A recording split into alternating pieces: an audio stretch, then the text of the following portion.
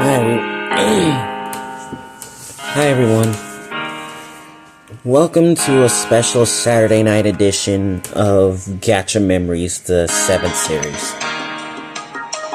Well, it's like you guys asked for a Saturday night edition on the poll earlier today, so congratulations. You got it. We're gonna have just as much fun as we did last night. Cause last night on Gacha Memories, the 7th series, me and Mitsuko engaged in a battle with anomalies, and a beam struck me in the arm, and a beam struck Mitsuko in her back. And then Luni made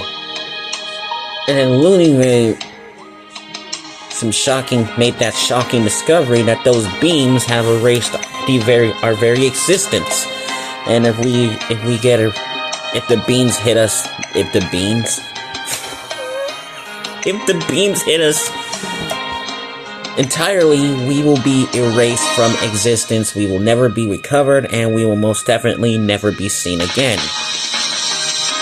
And now I'm being told to sit this one out. And I don't have a choice, so now we're at the decision if I should stay in Luniverse and help out the girls, or go to Earth and stay there until the situation is over. But I think I already know my decision.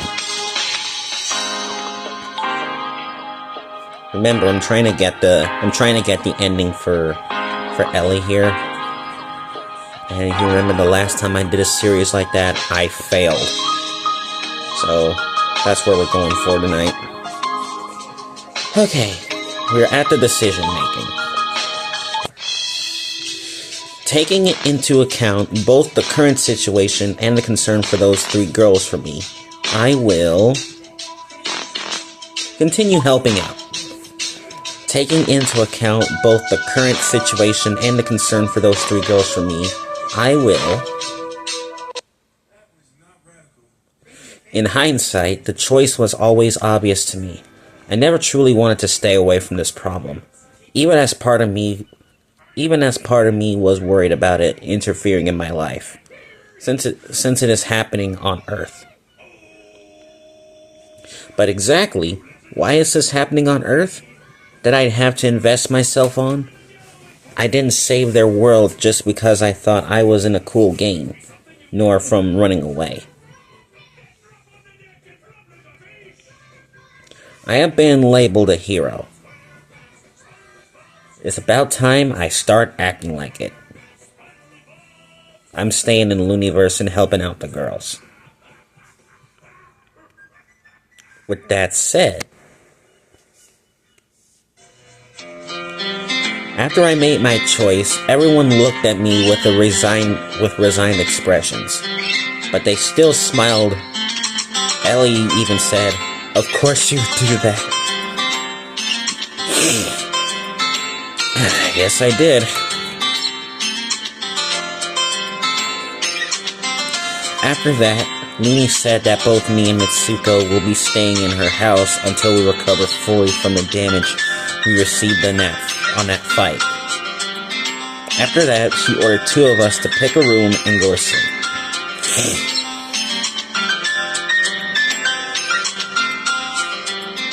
I was pretty surprised how tired I was. I feel asleep almost immediately after hitting the bed. It still hurts. After all, what time is it? I was still in my clothes from yesterday, so my phone was still in my pocket.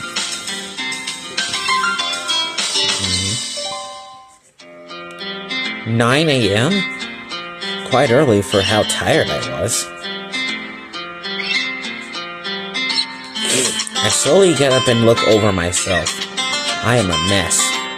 I probably stink from not taking a bath since yesterday. And my arm hurts. I'd rather take care of at least one of those problems. Luni's bath is much better than mine.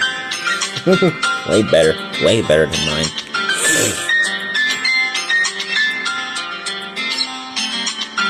Feeling refreshed, I stepped out of the bathroom, wrapped in a bathrobe. I fawned carefully, moving so as to not hit or move my left arm too much. Yeah. One hit and it hurts. See? Some clothes are neatly folded on the bed, including underwear. I touched them with my right hand.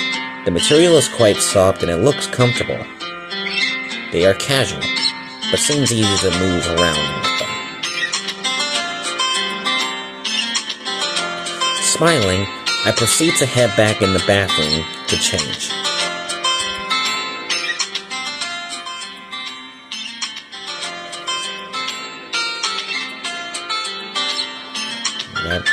I got nice clothes.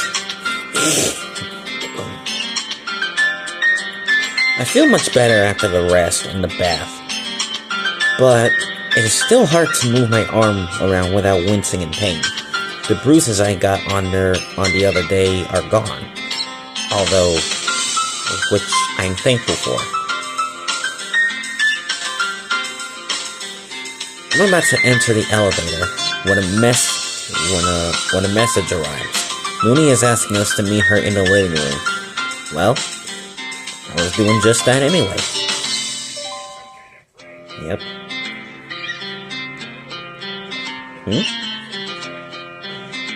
I look back at the corridor and I see a ball of fluff getting out of a room. And that ball of fluff is none other than Mitsuko? Oh, Travis. Good morning.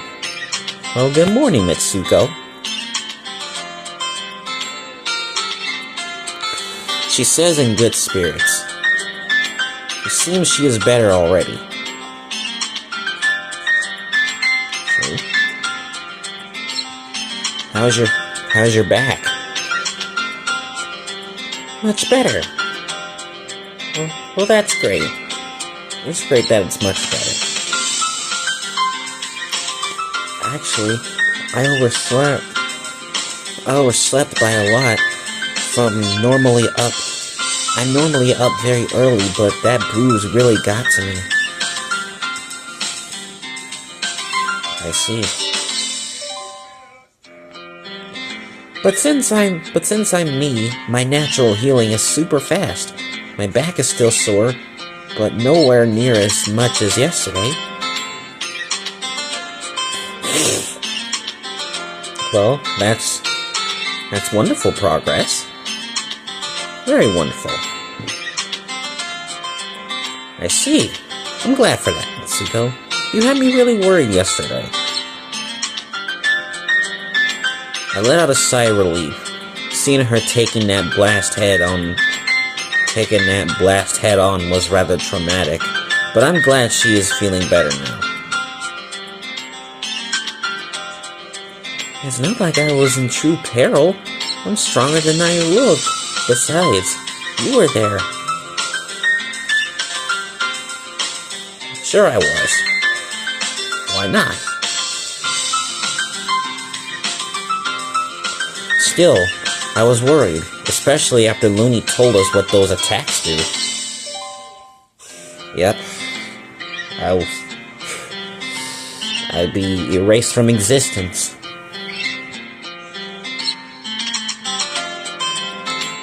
I think it would take more than a single laser to take me down for good. But that thing still hurts. A lot. How's your arm? Still hurts. It still hurts. She now is staring at the purple appendage, hanging limply at my side.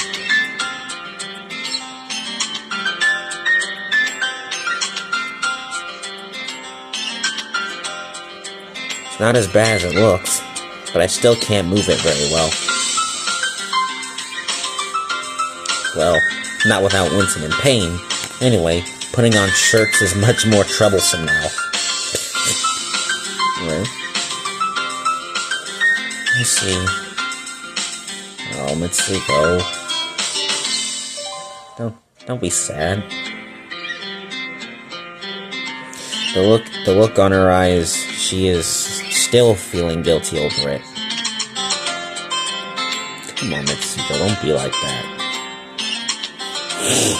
Mitsuko, I already told you it's not your fault. If anything, you took far more damage than me by taking it on your back. But Travis, you are human. Humans are terrifyingly frail. Even with your increased powers due to being a wielder of the Gacha sword, your natural regeneration is still the same as a normal human, even if your endurance is much greater. Terrifyingly frail. Don't they get frail when they're a little older? This is the same argument as yesterday, Mitsuko. I survived a lot of dangerous things during the corruption incident, including the 3 girls who are here, 4 if Lilith is around. Isn't that proof that I'm not frail? Like, I thought you'd be frail when you're like 50. No. Like, between the ages of 60 and 80. Or 70 and 80. I don't know. But for the same reason, Mitsuko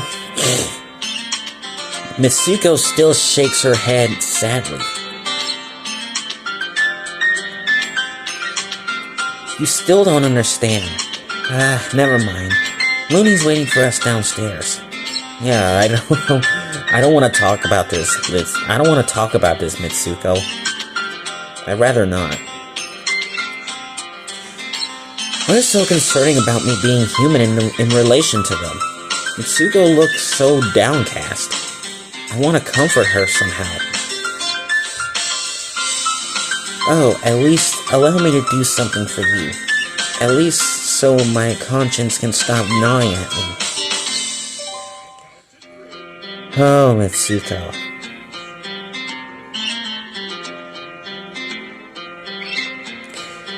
And at that, a single paper tag of Fuda, I believe they're called, appeared in Mitsuko's hand, being held between her middle and index finger.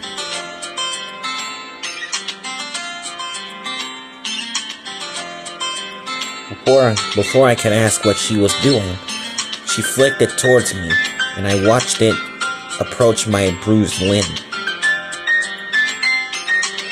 Huh. It stuck there and disappeared. I was mostly certain even a paper touching anywhere there would have hurt. I guess it didn't. It dissolved into my limb. Like, it dissolves. Mitsuko, what did you do? I actually can't feel my limb anymore. It's like the numbness you get from sleeping over your arm, but without the piercing feeling of needles. Like when you take a hepatitis shot or something.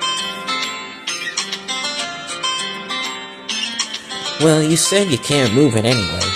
Numbing a bruised and hurting part of your body can help a lot with recovery, in the right conditions. Did it now?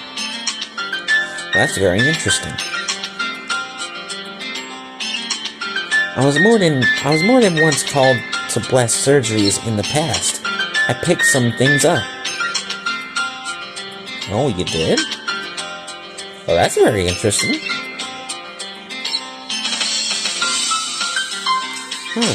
That's quite neat. It is quite neat. Thank you, Mitsuko. It's the least I can do after all you've done. Now come on, let's go before Luni-chan creates a hole under our feet and hurry us up. Yeah, let's go. Both me and Mitsuko then enter the elevator, waiting in comfortable silence for the short travel to the first floor.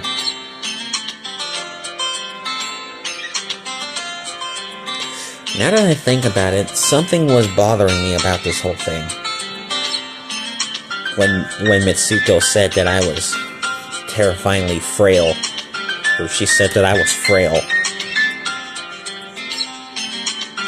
Luni was visibly shaken up after her analysis, like some terrifying nightmare had become reality.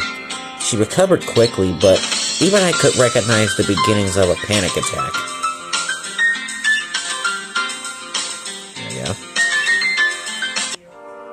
The mood on the living room quickly snuffed out.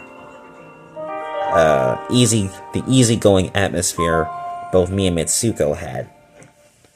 Luni was sitting on the table with her hands on her head. Lilith was there too, trying to comfort her master with a soft shoulder massage.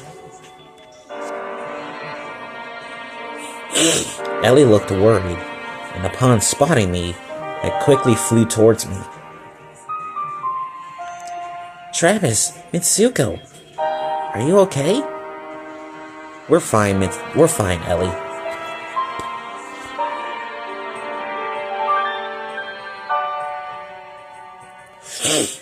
My natural healing took care of the problem.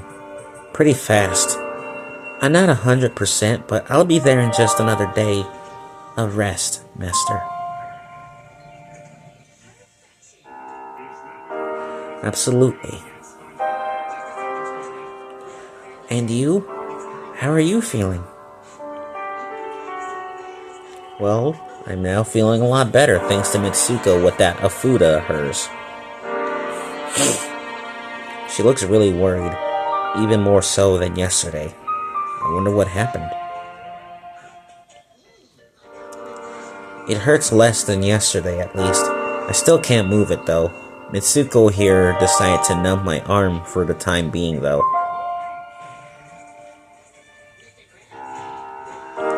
I see. That's good. At least you won't be in pain during the healing process. It's true. Ellie, what's wrong? Why is Luni like that? Well, a hacker! A bloody hacker! And not just any, but an absolute worst of them. Jeez! Luni crashed out there. Oh my god. Luni's voice was shaky as she told that. In fact, she seemed absolutely terrified right now. Dear God. But a hacker? Not those nerds who hack into computers for money or crack in pirate games. The correct term would be a reality hacker. Whoa, what? A reality hacker? But don't your abilities work quite like that? Luni shakes her head. You're wrong. My abilities allow me to create, modify, and erase things. And this is my very short summary of my ability. Oh gosh. She's really crashing out. A hacker, on the other hand, can create, but they still have the power to modify and erase things, often carefully. But they tend to be annoying little pests at most. She takes a sharp breath, pushing herself against Lilith's body, seemingly wanting to draw as much comfort from her succubus as she can. Said companion is slightly supporting her master, not giving a single innuendo for once. Yeah, this seems all too serious for her. Except one. I spent the rest of yesterday researching the results of all the data gathered so far, and I didn't want to believe it. What is it? I'm scared, Travis. I'm scared. I've never been so scared in my life. This won't just mean my end, but of everything I loved and cherished. Luni is nearly breaking down, and she wanted to deal with it alone, all by herself, as she sent me off to safety. As she, all by herself, as she sent me off to safety?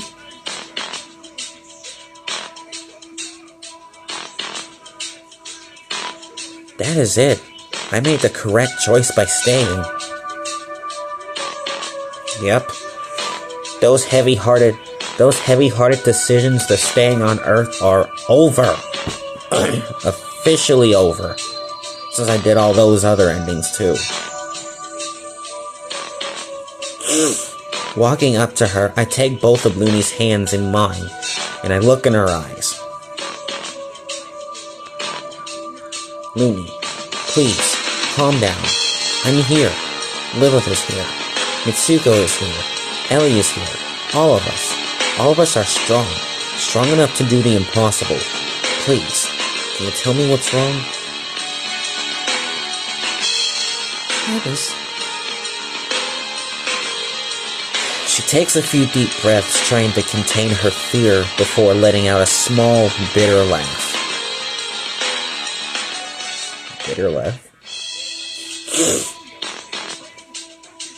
I'm sorry for that, but it's the truth. I'm scared off my wits, but I can't at least tell you why. I understand. I see now. This is the story of something that happened before my birth. This is something that is literally older than both my and your universe, Travis. Story?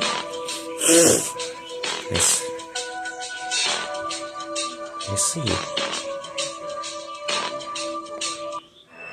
Once there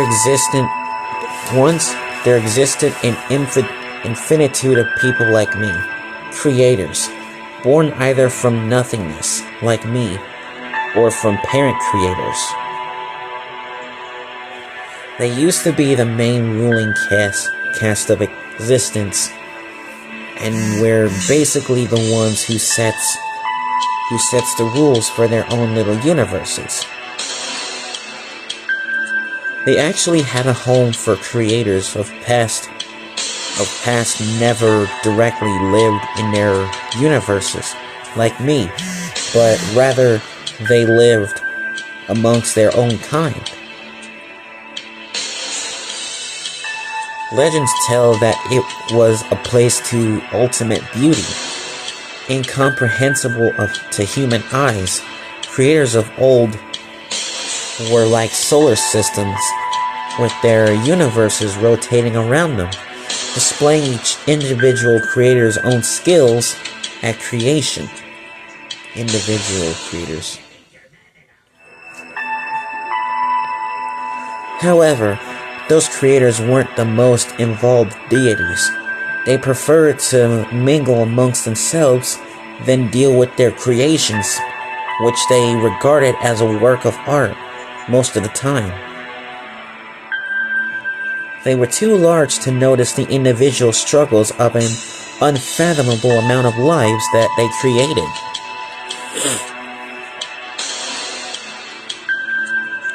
Then, the unthinkable happened. A human sorcerer managed to find his way into the heavenly home of the gods.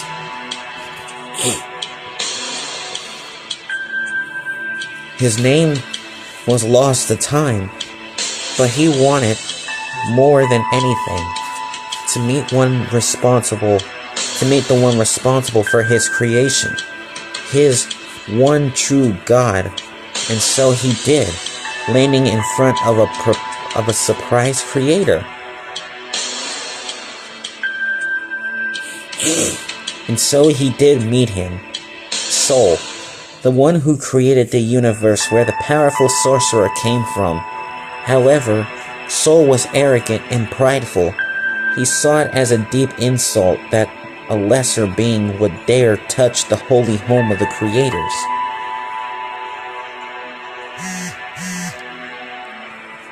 So enraged was Sol that he took the orbiting universe in his metaphorical hands and crushed it right in front of the sorcerer, erasing everything and everyone the sorcerer ever held dear. That was the most terrible of all mistakes. god. The sorcerer, hurt, betrayed, and enraged beyond everything else, lashed out with all of his power, using every single ounce of skill he possessed that allowed him to meet Soul.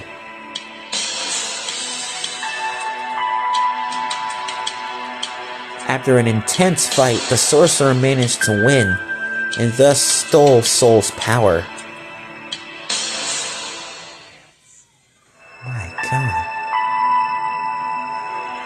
His hatred grew beyond compare, thinking all creators to be like Soul. So, to remind himself of his hatred, he took the name of his fallen creator, Soul as he was called from now on, began to lead the downfall of the creators. Wow. Oh my god. He was the first of the Solarians, as what his followers were called. Solarians? Wow. Infiltrating countless universes, he managed to raise an army of mages with reality-hacking powers, an army that amounted to the same number of stars in Earth's universe. The fight was something so ridiculous even I have trouble imagining it. Uncountable lives lost on each side, but somehow Soul's army managed to completely destroy the creator's home, forcing them to flee, although at a cost of over 99% of his army.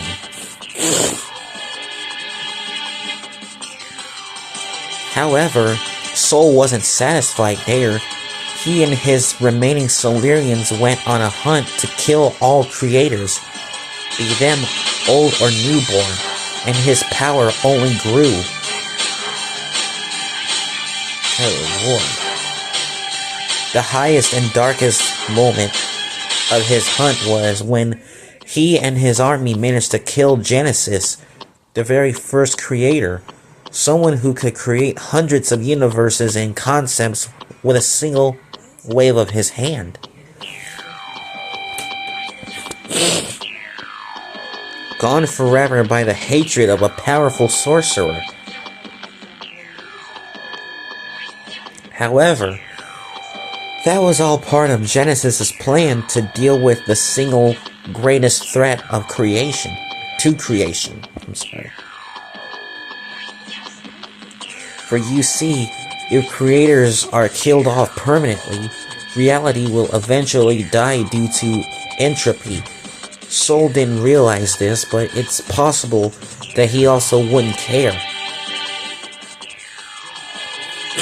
Genesis' death allowed him to stun Soul, something deemed impossible because of the power he acquired due to having absorbed the powers of billions of creators.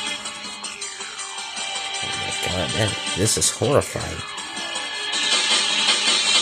The other eldest creator seized the chance, and so was it that each, the oldest and the powerful creators joined together, one for each element, to seal him off forever.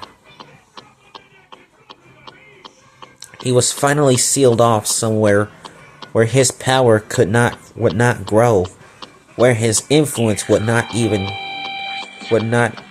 be null. His followers are still a threat, but many of them are relatively weak compared to creators, and are in such a few number after the fight with Genesis, and the few remaining are likely to be hiding. Yet, the same would be said about us, creators. We'll never again be as plentiful as before. We live scattered, hiding, or simply ignorant of our own past and purpose. Honestly, this tale was so ridiculous, I didn't believe it at first. when by chance I came upon it, I don't even know how much of that is true or exaggeration. Wow, that is a very grim story, to be honest with you. But the readings I got from that data, they scare me, because if it is true, if that red coffin is indeed the places he is sealed off, if that seal breaks, no, in the first place, such strength is ridiculous. Legends and myths tend to be grossly exaggerated for the sake of the drama, but I can't help it. If he can counter my powers, I won't be able to protect any of you. That's why that seal must not be broken. We need to find a way to seal him off permanently. Yeah, I know where she's coming from.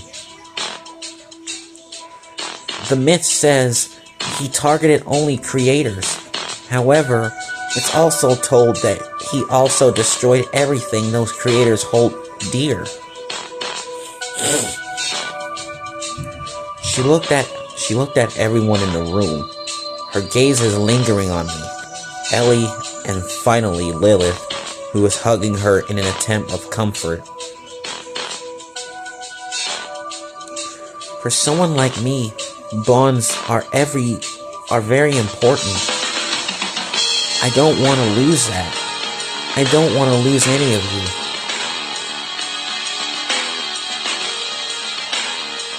Yeah. That is really sad. This is something serious. From that tale Luni told us, even I am not sure I could defeat him by myself. Especially if his powers are way beyond any sense of reason I possess.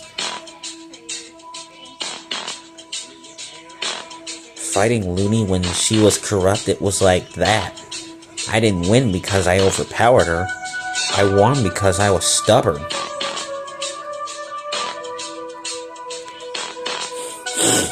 Luni, you shouldn't let fear of the unknown get to you.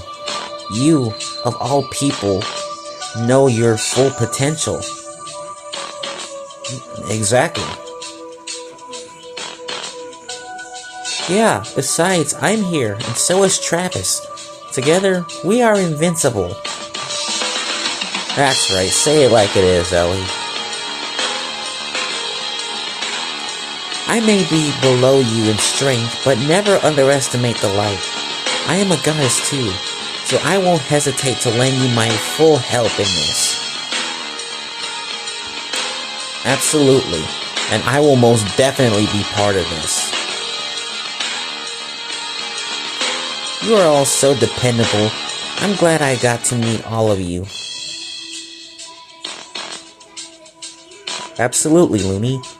We all love you. No matter what. I'm sorry about the scene I caused. I let my fear of an ancient myth get the better of me. Don't worry about it, Luni. It was unexpected. It's all good. Don't worry, Luni. It's okay to be afraid of something. It helps to be extra careful. On that note, how did you come across this myth? Is there a few creators left? This is before I created Lilith. I decided to observe a world more closely. So I went to one of its human planets. I was still relatively inexperienced, the universe being barely larger than this living room. Oh, for real? I didn't do much, mostly using my abilities to remain unseen as I observed human behavior, but Luni looked like she was struggling to say something.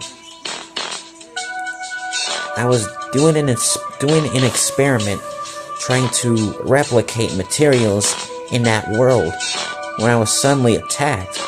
It was a Solarian cultist who was hunting for newborn creators. What? I was pretty weak at the time, still trying to understand how my creators worked. I got defeated pretty handily.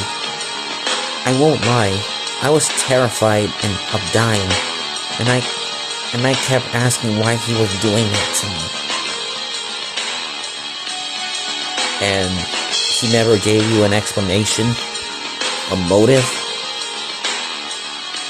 an explanation. Luni looked to be on the verge of crying again. That must have been pretty traumatic. That must have been a pretty traumatic experience for her.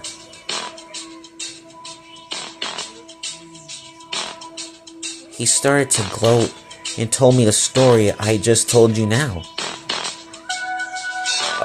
So the story that you just told me, that was the motive. It was a really huge one too. It was only thanks to a creator's mind that I was able to both pay attention to him and manage to impale him from behind. Oh, she killed him. If she impaled him, that means she killed him. I know what she's saying.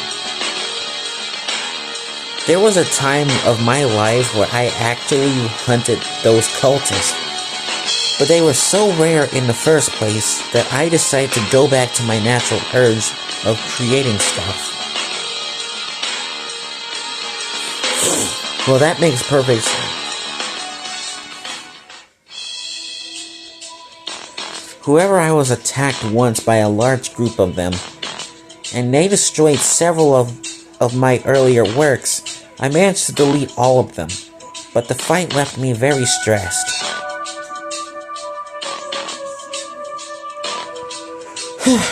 That's understandable.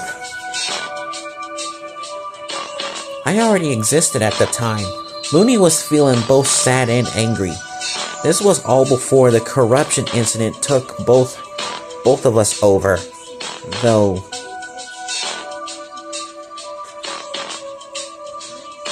Really?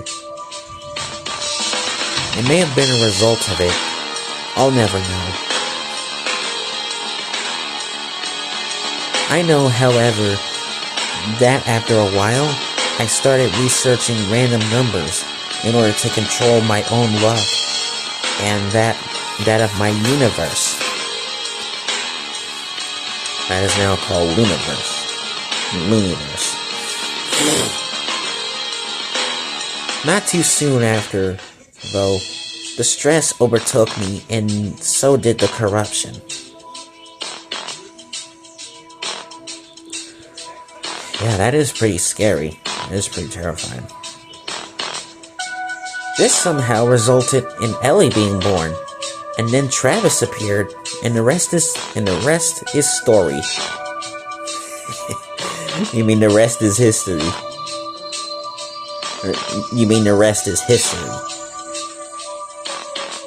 Honestly, I never thought I would have to deal with those cultists again, but to have to deal with their very deity. Luni then shakes her head for some reason. It seems like she is a bit calmer now. But wow, that was a very intense tale. That was a very intense tale she just told me. There are many parts I wished had more detail, but I really don't want Luni to relive some traumatic memory. That is one intense tale, Luni. But, like we said before, you got us. Yes, you also got me. So just tell us what to do and we will beat this solar guy's butt back into the coffin. That is exactly what we're gonna do. Alright, but first, let us eat something. Saying all that left me quite famished. Alright. The room's mood considerably lightened. All of us took a seat at the big table, discussing things other than our mission.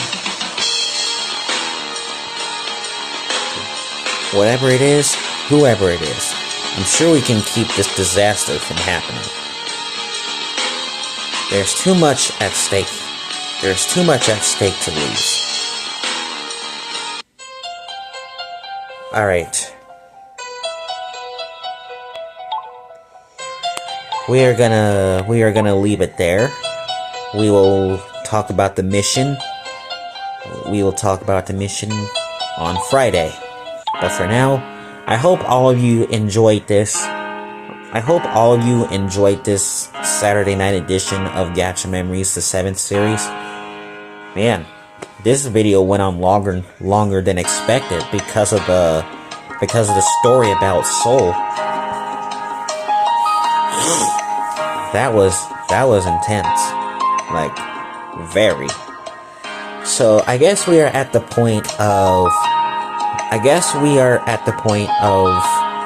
trying to pair with Ellie again. And this time,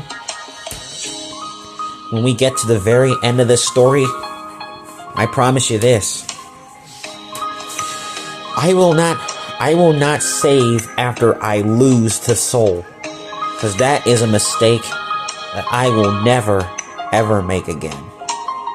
I'm just letting you guys know on that. I will never screw that up again. Alright guys, the video is done. Now I gotta end this video here because I'm definitely going to church tomorrow.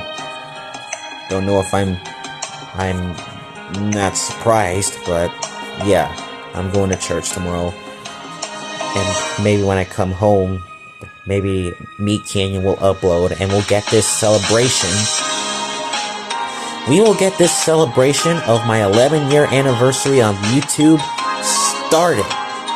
Because I am... I'm sorry. I am so excited to... I'm so excited to celebrate this with you. Okay. Alright, I'm gonna end this video here and go get some sparkling water. My throat seems to be getting dry after doing this. Alright, guys. Good night, everyone.